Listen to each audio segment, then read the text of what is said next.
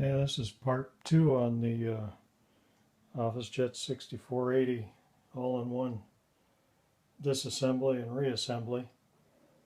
I've got the scanner cover disassembled here. The first part here is the scanner assembly.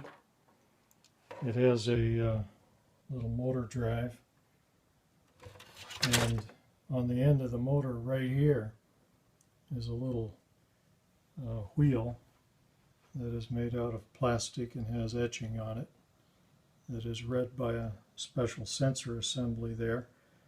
Be careful not to damage that.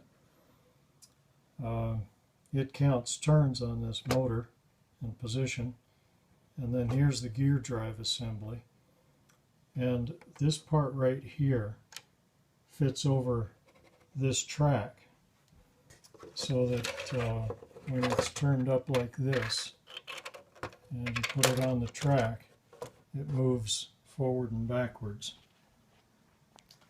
And the ribbon cable over here has a ferrite bead that has to be locked into position right back here. It snaps right in there.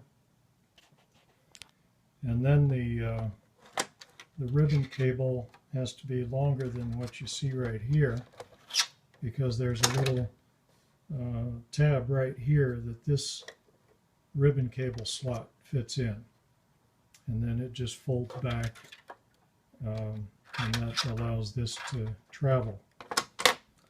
I have the other part that goes in the lower assembly and plugs into the motherboard down here, but since I've got all this separated out, that's just flapping right now on the breeze. This little ribbon cable here that goes to the front panel assembly travels around each of these little places here. Just keep it out of the way, and then it goes down here. And notice how I have the glass bed unscrewed and taken off right now, so that I can access all these other parts. I literally took this apart in the process of getting to know the printer, and now I'm just trying to put it back together. The front panel assembly, or the front panel, fits right here. In order to get that off initially, I had to go down here into 2 tabs and push them away, and that allowed it to start to pop off. Right now,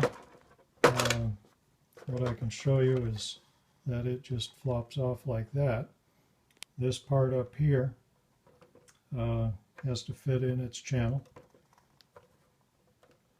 and then everything else kind of falls into position once you put everything right into position at the same time. It's a little hard to do that one-handed here, but I thought maybe that would help to look and see how that works. Now it's a little easier to come around here and see from the back. If I hadn't broken one of the hinges already, which was the real thing that started this going bad, if I hadn't broken the other hinge, I would have had it there. But now I've got the one hinge that I have pieced together the good parts of, and I'll have one good hinge, and the other one over here will just be a blank open spot because the broken parts don't fit in the right space, so it's just going to have to be off. Anyway, that's what I'm going to be putting back together, and then putting it all, assembling the major parts back together as well. Hope this helps.